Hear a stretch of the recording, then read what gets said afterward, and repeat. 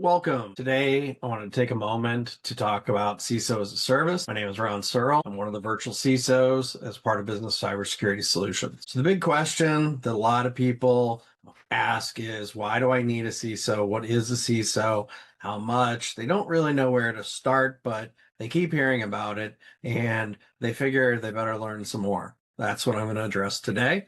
I'm going to go through it at a very high level. I'll move fairly quickly, but you're always welcome to give me an email or a call. I'll have my contact information at the end. All right. So when you are engaging with a CISO as a service, first of all, what's the CISO part? CISO is Chief Information Security Officer. So that's a high-level executive that is helping guide an organization to control their security posture and mitigate risks. And this is a high-level position. So this is not somebody that's looking at the logs and the details. This is someone who sets policy, interacts with CEOs, CFOs, COO, all of the C-level suite they work with directly. And a lot of companies simply can't afford one. So they'll look at maybe a virtual CISO. So hear me say virtual CISO or CISO, that is somewhat interchangeable. It's simply a matter of how much does your organization need? What can they do? Lots of things. So keeping it simple, they control risk for the organization, or rather they manage the risk. I shouldn't say control. They help with best practices and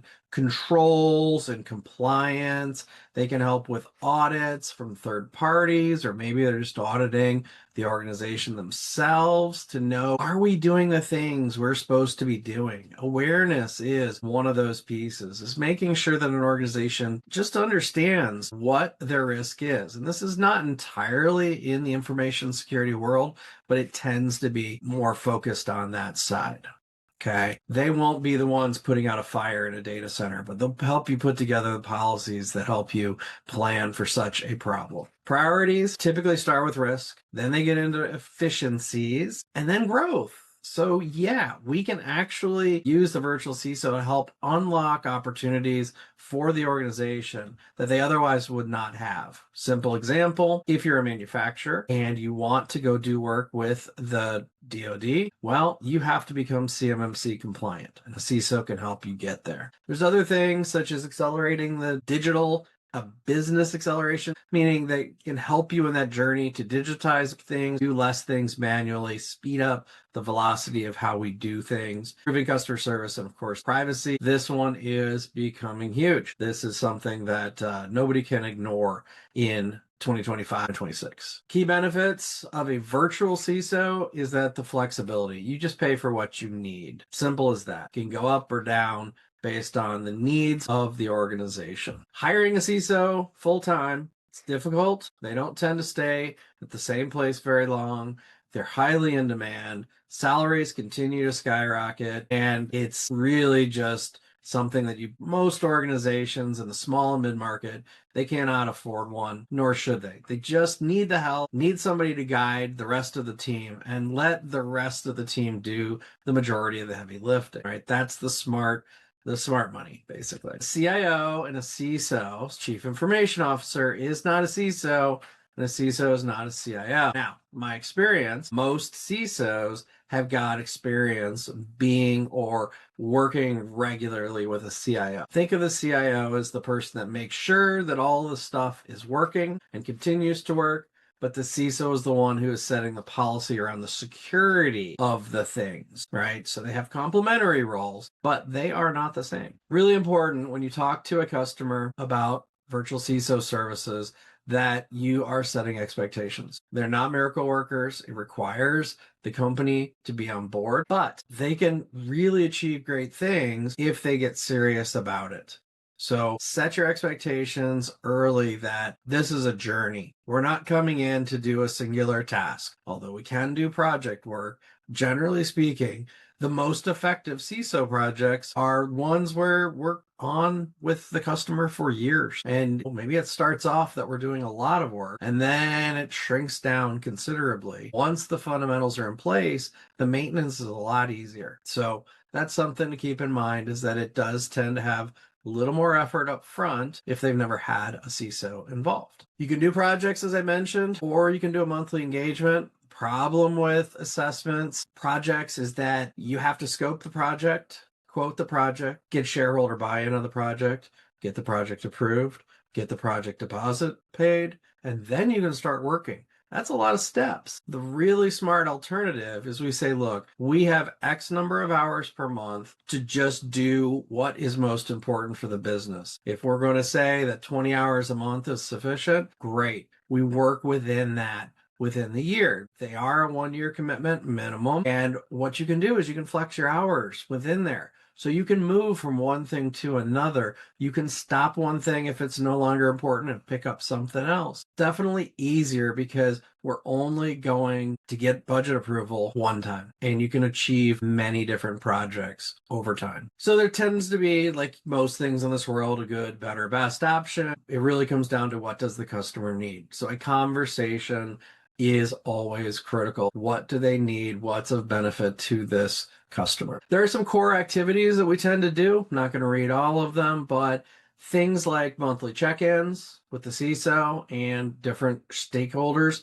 at the company, risk assessments, looking at compliance. If you have something like HIPAA, NIST, CMMC, we can guide you through those processes. Data privacy. It's another one. It's becoming really critical. There's more than 20 states at this time who have their own data privacy laws, and they're not the same. And even more fun yet, with data privacy, it's not where you do business, it's where the consumer that you have their data, it's where they live. So it can be pretty complicated, pretty quick, but we can guide you through it.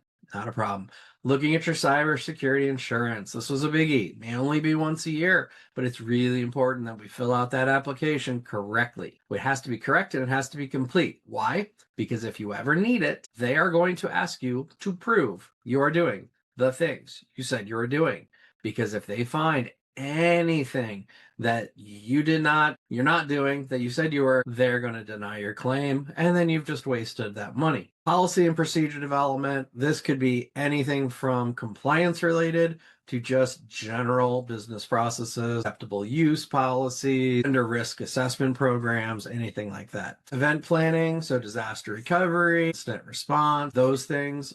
Every business should have. A lot of small and medium businesses don't have. We can make this easy. We can help them, guide them through the whole process, help them fill out the forms, and then, very importantly, how about we test it once a year? We run through an exercise where we test our plan, and we make sure that it actually works and that the people who are responsible for doing stuff know what they're doing. Really, really important. Now, beyond that, we can also use your CISO hours for security testing. So whether it's taking a look at your Office 365 or G Suite and evaluating the security of that platform, because remember, Microsoft doesn't do that for you.